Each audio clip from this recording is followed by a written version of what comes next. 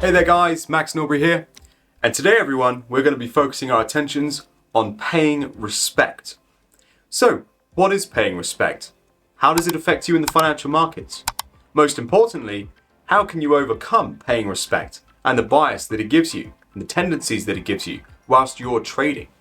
These are the questions that are going to be answered across this video. So let's get stuck into it. So, what is paying respect anyway? When trying to understand certain setups or plan for a particular position, for example, traders can often find themselves planning a trade out without following all of the necessary analytical guidelines or steps because they simply do not understand what route is best to take. Now, the markets deserve the necessary respect, and therefore, if you do not, you can be led to poor, irrational, or illogical trading decisions as a direct result. The markets, as I've mentioned before, are a huge picture of the global psychological order flow and the money balance. And so therefore, when you're dealing with something on that magnitude, what do you think is going to happen if you start simply taking trades left, right and center without following a dedicated process or cutting rules, for example? So, how and why does not paying respect to the markets adversely affect you? Now, by suffering from something like paying respect or the paying respect bias to the markets, more importantly, trading without respect to the markets, you are lending yourself to a series of tunnel vision trades. Now, what do I mean by tunnel vision? I mean you are ultimately trading with a blindfold on. You're taking trades up here, you're taking trades down there, you're doing all kinds of things. You're taking longs at the highs, you're taking shorts down at the lows, and you just lose control entirely of your trading process, your trading rules. Now, someone who does not pay the necessary respect to the markets is always going to finish last.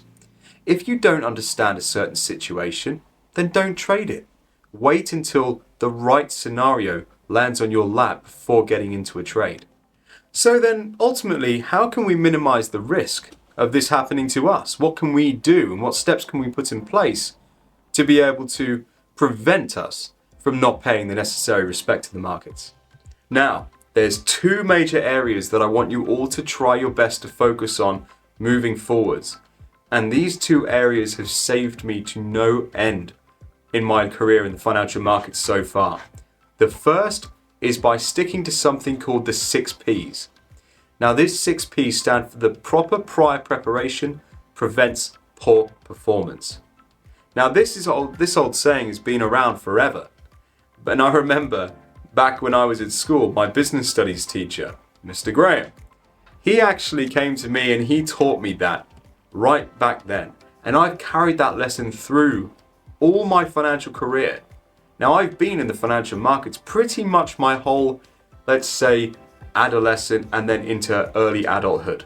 Okay, my whole adult life from the age of 17 right the way through now until my age here today. So I've carried that lesson with me throughout those years, and it has helped me get from strength to strength within the markets. Having a plan, having preparation, and making sure that I've got either my playbook or my financial pipeline ready of the trades that I'm going to take, knowing exactly what to do, when to do it, makes me more confident than ever before. I know what the market's going to do, or more specifically, I know what I'm going to do if the market does this, but I know what I'm going to do if the market does that. So no matter which side I'm on of the market, I've got a plan of attack for that trade. And so it leaves not much to the imagination. When we have our rules in place like this, we feel safe. And that brings me on to the next point. Point number 2 that I want you all to work on is staying within your circle of competence.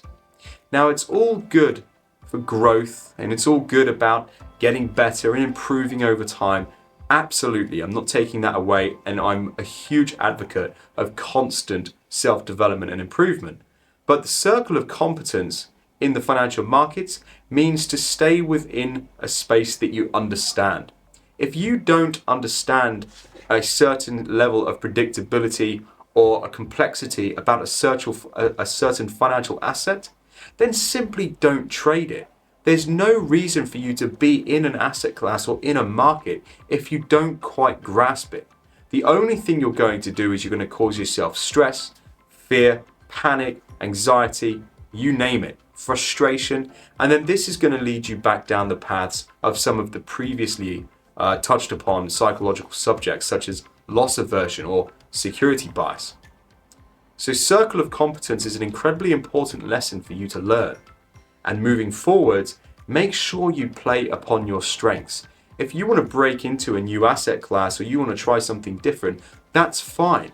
But do that on your demo accounts. Do that in a safe, controlled environment.